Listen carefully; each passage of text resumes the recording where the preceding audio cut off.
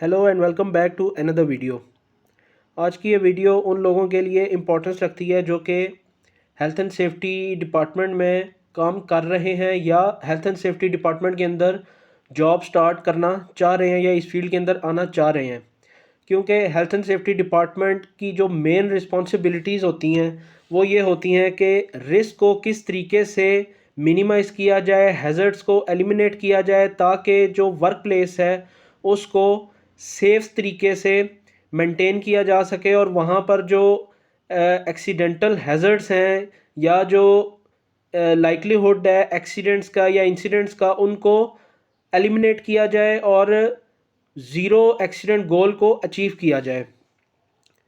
तो आज की ये वीडियो इस चीज़ पर बेस करेगी कि जो हैज़र्ड कंट्रोल है किसी भी इंडस्ट्री में या किसी भी वर्क प्लेस पर वो किस तरीके से किया जाता है। तो जब भी बात आती है हैज़र्ड कंट्रोल की तो उसमें जो एक मेन प्रिंसिपल है जो अप्लाई किया जाता है हैज़र्ड्स को मिनिमाइज़ करने के लिए या उसके रिस्क को मिनिमाइज़ करने के लिए, तो उसे कहा जाता है hierarchy of control method. Hierarchy of control method एक ऐसा टूल है जिसकी मदद से हम हैज़र्ड्स के रिस्क को लो कर सकते हैं एज़ लो एज़ रीज़नेबली प्रैक्टिकेबल, यानी प्रैक्टिकली जहाँ तक वो लो किया जा सकता है ताकि उस हैज़र्ड्स के होने के इम्कानात और उसकी जो सेवेरिटी ऑफ कॉन्सिक्वेंसेस हैं, जो शिद्दत है, उसको हम कम कर सकें। तो हायरार्की ऑफ कंट्रोल मेथड एक ऐसा टूल है जिससे हम रिस्क को रिड्यूस करते हैं एज़ लो एज़ रीज़नेबली प्रैक्टिकेबल। और ये जो हायरार्की ऑफ कंट्रोल मेथड है, ये जिस तरीके से हमें ये स्टेप्स नज़र आ रहे हैं फ्रॉम टॉप टू बॉटम, ये इसी स्टेप के ज़रिए अप्लाई किया जाता है। जैसे कि इस डायग्राम में बताया गया है कि जो टॉपेस्ट स्टेप है जिसे एलिमिनेशन कहा जाता है वो अगर इम्प्लीमेंट किया जाएगा तो वो मोस्ट इफेक्टिव है हैज़र्ड्स के रिस्क को लो करने के लिए। और जैसे जैसे हम स्टेप डाउन करते आते हैं one by one after the other, तो जो उसकी इफ़ेक्टिवनेस है वो कम होती जाती है।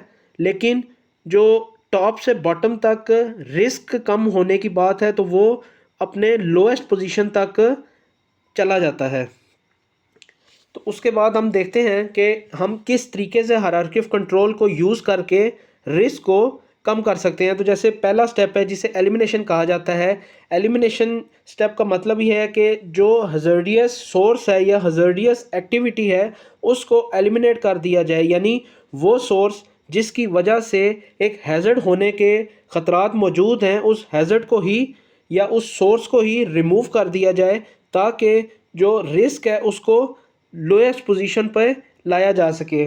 फॉर एग्ज़ाम्पल, अगर एक वर्कर ने किसी हाइट के ऊपर काम करना है तो वहाँ पर मेन हैज़र्ड क्या है? फॉलिंग हैज़र्ड के वर्कर हाइट से नीचे गिर सकता है। तो एलिमिनेशन मेथड क्या है कि उस सोर्स ऑफ हैज़र्ड को ही रिमूव कर दिया जाए। जैसे हम इस पिक्चर में एग्जांपल ले रहे हैं कि पेंटिंग रिक्वायर है और अमूमन पेंटिंग करने के लिए स्कैफोल्डिंग, लैडर, ये चीज़ इस्तेमाल की जाती है जिसमें फॉलिंग हैज़र्ड मौजूद होता है।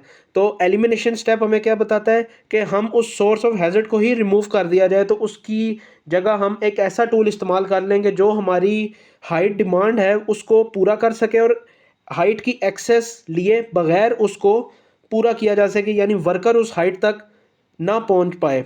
तो इस तरीके से हम उस हैज़र्ड को ही या सोर्स ऑफ हैज़र्ड को ही एलिमिनेट कर देते हैं।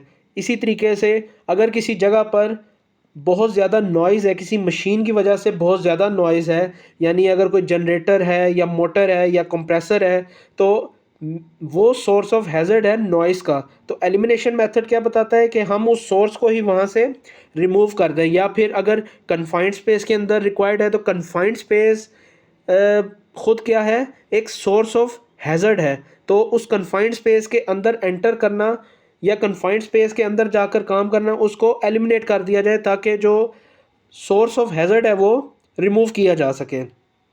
इन केस अगर एलिमिनेशन मेथड अप्लाई नहीं किया जा सकता बहुत सारी सिचुएशन में, मिसाल के तौर पे हम जिस तरह हमने ये अभी मिसाल ली कि हम ये जो सोर्स ऑफ हैज़र्ड है नॉइज़ का, कंप्रेसर है या हमारे पास कोई दूसरी मशीन है, उसको हम एलिमिनेट नहीं कर सकते कि वो हमें रिक्वायर्ड है साइट के ऊपर या उसकी डिमांड है या कन्फाइंड स्पेस पर बाहर रहकर या उस काम को अवॉइड नहीं किया जा सकता। तो फिर उसके बाद सेकंड स्टेप आता है जिसे सब्स्टिट्यूशन कहा जाता है। सब्स्टिट्यूशन का मतलब क्या है कि वो एक्टिविटी या वो सोर्स इस्तेमाल किया जाए जिसके अंदर हैज़र्ड्स मौजूद हों, लेकिन पहले वाले सोर्स से या पहले वाले जो एक्टिविटी है उससे कम हो। फॉर एग्ज़ाम्पल हाइट के ऊपर हमें काम करना है, तो अगर एक वर्कर लैडर का इस्तेमाल कर रहा है तो उसकी बजाय स्कैप फोल्डिंग का इस्तेमाल किया जाए हाइट को एक्सेस करने के लिए, जो कि ज़्यादा रिलायबल और सेफ़ है एज़ कम्पेयर टू लैडर। या फिर अगर कंप्रेसर या हमें कोई डिफरेंट मशीन इस्तेमाल करनी है जो नॉइस हैज़र्ड को रिड्यूस कर सके, तो उसकी जगह पे हम एक ऐसा कंप्रेसर या ऐसी मशीन इस्तेमाल की जाए जिसकी as compared to the previous one noise है वो कम हो। तो इस तरीके से सेकंड स्टेप इम्प्लीमेंट होता है जिसमें हम हैज़र्ड को रिप्लेस कर देते हैं। फिर उसके बाद थर्ड स्टेप आता है इंजीनियरिंग कंट्रोल। अब इंजीनियरिंग कंट्रोल में क्या है कि जो हैज़र्ड है उसको आइसोलेट करना वर्कर से या सराउंडिंग में काम करने वाले लोगों से, ताकि जो वर्कर्स हैं वो इस चीज़ की ज़द में ना आ सकें, किसी भी हैज़र्ड की ज़द में ना आ सकें। फॉर एग्ज़ाम्पल हमने जैसे पहले बात की कि स्कैफोल्डिंग के ऊपर काम किया जा रहा है, तो इंजीनियरिंग कंट्रोल में क्या आता है कि हैज़र्ड्स को आइसोलेट कर देना, यानी स्कैफोल्डिंग के ऊपर गार्ड रेलिंग लगा देना ताकि जो वर्कर है वो सेफ़ तरीके से ऊपर रह के काम कर सके, जिसमें मिड रेल आती है, टॉप रेल आती है, फिर उसके अलावा टो बोर्ड्स आ जाते हैं ताकि जो मटेरियल फॉलिंग हैज़र्ड है उसको कम किया जा सके। इसी तरीके से हम नॉइज़ हैज़र्ड की बात करते आ रहे हैं, तो नॉइज़ हैज़र्ड को हम मज़ीद किस तरीके से रिड्यूस कर सकते हैं कि उसको आइसोलेट कर दें, यानी वो जो सोर्स ऑफ हैज़र्ड है, कोई मशीन है या इक्विपमेंट है, उसको एक सेपरेट रूम में या सेपरेट रूम में उसको इंस्टॉल कर दिया जाए, या उसके जो ग्राउंड है या उसकी फाउंडेशन है वो एक ऐसे एब्जॉर्प्शन मटेरियल इम्प्लीमेंट कर दिया जाए जो कि उस नॉइज़ को एब्जॉर्ब कर सके, या फिर उसे सेपरेट रूम में इंस्टॉल कर दिया जा सके। या फिर हम कन्फाइंड स्पेस की अगर बात करें तो हम ट्राईपॉड का इस्तेमाल कर सकते हैं, जो इंजीनियरिंग डिवाइसेस हैं उनका इस्तेमाल कर सकते हैं ताकि जो एक्टिविटी है कन्फाइंड स्पेस की उसको सेफ तरीके से एग्जीक्यूट किया जा सके। इसके बाद फोर्थ स्टेप हमारे पास आता है एडमिनिस्ट्रेटिव कंट्रोल्स का। एडमिनिस्ट्रेटिव कंट्रोल्स हमें क्या बताता है कि हम जो वर्कर्स हैं या एडमिनिस्ट्रेटिवली हम उस हैज़र्ड को कंट्रोल कर सकें ताकि उससे जो होने वाले हैज़र्ड्स हैं उनके रिस्क को लो किया जा सके। एडमिनिस्ट्रेटिव कंट्रोल में क्या है कि हम वर्कर्स का वे ऑफ वर्किंग चेंज कर देते हैं या हम उसको एक सेफ तरीके से एग्जीक्यूट करवाते हैं। फॉर एग्जांपल जो वर्कर्स हैं वो कोई भी एक्टिविटी अगर परफॉर्म करने जा रहे हैं तो उनको पहले उस एक्टिविटी के मुतालिक सेफ्टी ट्रेनिंग्स प्रोवाइड की जाए, यानी हम जो प्रीवियस एग्जांपल्स हैं उनको अगर लें तो अगर वर्क एट हाइट का काम हो रहा है तो वर्कर्स को उस एक्टिविटी के रिलेटेड जो हैज़र्ड्स हैं उनकी ट्रेनिंग प्रोवाइड की जा सके कि वर्क एट हाइट के ऊपर कौन कौन से हैज़र्ड्स मौजूद हैं और वो किस तरीके से उसको कंट्रोल कर सकते हैं। या फिर जो एसओपीज़ है, सेफ्टी एसओपीज़, उनकी कंप्लाइंस करवाना।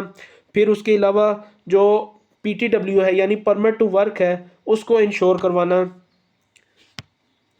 फिर उसके बाद जो सेफ्टी साइन पोस्टर्स या सेफ्टी साइंस हैं उनको साइट के ऊपर इम्प्लीमेंट करवाना ताकि जो दूसरे लोग हैं उनको उस सोर्स ऑफ हैज़र्ड के बारे में अवेयरनेस हो सके और वो उस चीज़ से अपने आप को सेव कर सकें। तो एडमिनिस्ट्रेटिव कंट्रोल्स में हम ये सारे स्टेप्स इम्प्लीमेंट करते हैं। फिर उसके बाद लास्ट स्टेप आता है पीपीईज़ का। अब पीपीईज़ जो हैं वो लास्ट डिफेंस हैं against hazards in hierarchy of control, यानी जो पीपीईज़ हैं वो अगर एक वर्कर इस चीज़ से एक्टिविटी को स्टार्ट करता है कि मैंने पीपीईज़ पहन लिया और मैं अब सिक्योर हूँ, तो ये उस चीज़ में सबसे बड़ी गलती होती है।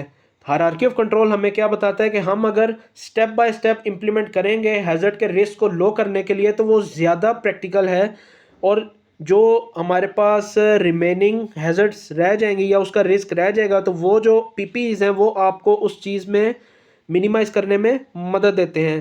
तो ऐसा नहीं है कि हम हायरार्की ऑफ कंट्रोल में सबसे पहले हम पीपीईज़ का इस्तेमाल करेंगे तो हम सिक्योर हो जाएंगे। हायरार्की ऑफ कंट्रोल को मज़ीद बेहतर तरीके से समझने के लिए कि ये स्टेप बाय स्टेप किस तरीके से काम करता है, तो ये एक रीसेंट एग्जांपल है जो कि पूरी वर्ल्ड ने इस चीज़ को अडॉप्ट किया था और हायरार्की ऑफ कंट्रोल को फॉलो किया था, तो वो था कोविड-19 का। कोविड-19 में भी हायरार्की ऑफ कंट्रोल मेथड को फॉलो करते हुए उसके जो प्रिवेंटिव मेजर्स थे वो लिए गए थे, जिसमें सबसे पहला स्टेप क्या था, एलिमिनेशन, यानी जो कोविड-19 का वायरस है वो सोर्स ऑफ हैज़र्ड है तो उसको एलिमिनेट किया जाए। वो एलिमिनेट किस तरीके से किया जा सकता था जब तक वैक्सीनेशन नहीं थी? उसमें पहली चीज़ क्या थी कि स्टे एट होम या फिर क्वारंटाइन या आइसोलेशन, यानी अगर वर्कर्स एक दूसरे से या लोग जो हैं वो एक दूसरे से गैप रख लेंगे या जिसको इस चीज़ की सिम्टम्स थी कोविड-19 की, उसको अगर क्वारंटाइन कर लिया जाता था तो जो स्प्रेड था कोविड-19 का वो एलिमिनेट हो सकता था। तो ये था फर्स्ट स्टेप जिसमें हम सोर्स ऑफ हैज़र्ड को ही एलिमिनेट करते थे।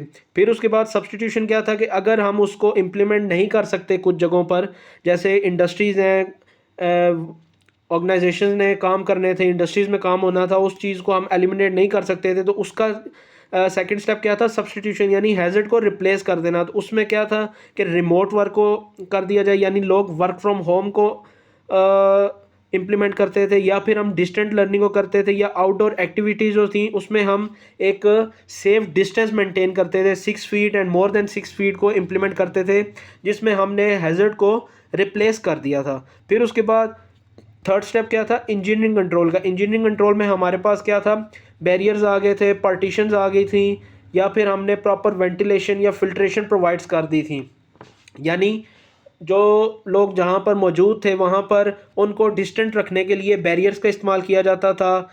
ऑफिस के अंदर अगर ऑफिस स्टाफ काम करता था तो उनके टेबल्स में या ऑफिस कैबिन्स में पार्टीशंस आ जाती थी ताकि हर वर्कर एक दूसरे से आइसोलेट रह सके और डिस्टेंस पे रह चुके। फिर उसके बाद फोर्थ स्टेप हमारे पास आता था एडमिनिस्ट्रेटिव कंट्रोल्स का, जिसमें हमने इंडोर शॉपिंग रिस्ट्रिक्ट कर दी थी, डाइनिंग जो आउटडोर डाइनिंग्स थी उनको ख़त्म कर दिया था। उसके बाद जो इंडोर डेंसिटी थी, यानी जो वर्क लोग थे, लोगों का हजूम था या लोगों की तादाद थी, उसको कम करवा दिया गया। फिर उसके बाद लास्ट डिफेंस आता था पीपीईस का, जिसमें जो रेस्पिरेटर्स थे या N95 मास्क थे या दूसरे मास्क थे उनको इस्तेमाल किया जाता था, या फेस शील्ड का इस्तेमाल किया जाता था। तो ये एक लाइव एग्जांपल है हायरार्की ऑफ कंट्रोल को समझने के लिए। इसमें ऐसा नहीं था कि दरमियान से कोई भी आप स्टेप उठाते थे और आप या जो लोग थे वो सिक्योर हो जाते थे। ये एक प्रॉपर तरीके से इस्तेमाल किया जाता था। उम्मीद है कि आपको आज की वीडियो पसंद आई होगी और जो टॉपिक है वो समझ आया होगा। तो मज़ीद हेल्थ एंड सेफ्टी के टॉपिक्स को समझने के लिए इस चैनल को सब्सक्राइब करें और ज़रूर फॉलो करें और शेयर करें, ताकि आने वाली मज़ीद वीडियोस हेल्थ एंड सेफ्टी की आप तक पहुंच सकें और आप इन वीडियोस से सीख सकें। Thank you.